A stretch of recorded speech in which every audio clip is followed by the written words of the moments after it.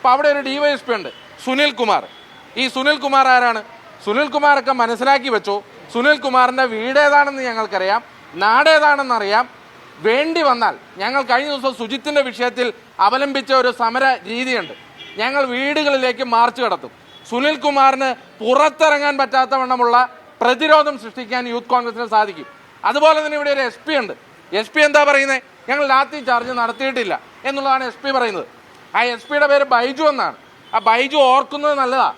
പണ്ട് തിരുവനന്തപുരത്ത് കമ്മീഷണർ ആയിരുന്നപ്പോൾ KSU മാർച്ചിനിടയിലുണ്ടായ അനുഭവം ഇവിടുത്തെ SP ബൈജു ഓർത്തു വെക്കുന്നത് നല്ലതാണ്. അതൊന്നും ഞങ്ങളാരും മറന്നിട്ടില്ല, ആ ക്രിയയും ഞങ്ങൾ മറന്നിട്ടില്ല. അതുകൊണ്ട് ഇവിടുത്തെ റൂറൽ SP ബൈജു മനസ്സിലാക്കിക്കോ, പണ്ട് KSU മാർച്ചിലുണ്ടായ അനുഭവം അത് ആവർത്തിക്കാതിരിക്കണോ വേണ്ടയോ എന്നുള്ളത് ബൈജു മനസ്സിലാക്കി വെച്ചു. സുനിൽ കുമാറും അത് ഓർത്തു വെച്ചു. ഇനി അത് എന്താണെന്ന് അറിയില്ലെങ്കിൽ ബൈജുവിനോട് ചോദിച്ചാൽ മതി, സുനിൽ കുമാറിന് പറഞ്ഞു തരും എന്താണ് KSU മാർച്ചിലുണ്ടായ അനുഭവമെന്ന്. അപ്പം ഇങ്ങനെ പോലീസിനെ ഉപയോഗിച്ച് ജനപ്രതിനിധികളെയും കോൺഗ്രസ് പ്രവർത്തകരെയും ആക്രമിച്ച് കീഴ്പ്പെടുത്താനാണ് ശ്രമിക്കുന്നത് എന്നുണ്ടെങ്കിൽ അത് സാധ്യമല്ല. അതിന് ഞങ്ങൾ സമ്മതിക്കില്ല. കേരളത്തിനകത്ത് ഞങ്ങൾ തുടർന്നു വരുന്ന ഒരു പോരാട്ടമുണ്ട്.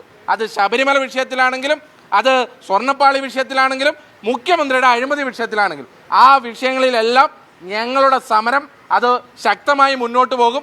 അതിനെ മറയ്ക്കാൻ വേണ്ടി ഇപ്പോൾ അറിയാം, ഇന്നലെ കാലിക്കറ്റ് സർവകലാശാലയിൽ വലിയ രീതിയിലുള്ള ആക്രമണമാണ് നടക്കുന്നത്. അവിടെ മുറിയുടെ ഉള്ളിൽ വന്ന് SFIയുടെ സംസ്ഥാന സെക്രട്ടറി ആക്രമിക്കുകയാണ്. ഈ SFIയുടെ സംസ്ഥാന സെക്രട്ടറിക്ക് എന്ത് കപ്പാസിറ്റി ഉണ്ട്? വിദ്യാർത്ഥി പോലും അല്ലാത്ത വ്യക്തി എങ്ങനെയാണ് കൗണ്ടിംഗ് റൂമിൻ്റെ ഉള്ളിൽ കയറുന്നത്? അപ്പോൾ ഇങ്ങനെ പോലീസിനെ ഉപയോഗിച്ച് CPMന് വേണ്ടി SFIക്കാർക്ക് വേണ്ടി എന്ത് വേണമെങ്കിലും ചെയ്യാനുള്ള അവസരം ഒരുക്കി കൊടുക്കുകയാണ്. CKG കോളേജിൽ 40 കൊല്ലത്തിന് ശേഷം ഞങ്ങൾക്ക് ചെയർമാനും അവിടെ ഭാരവാഹികളും ജയിച്ചു വരുമ്പോൾ എന്തിനാണ് ഇവർക്ക് ഇത്ര അലോസരം ഉണ്ടാകുന്നത്? ഞങ്ങൾ ഇനിയും ജയിക്കും.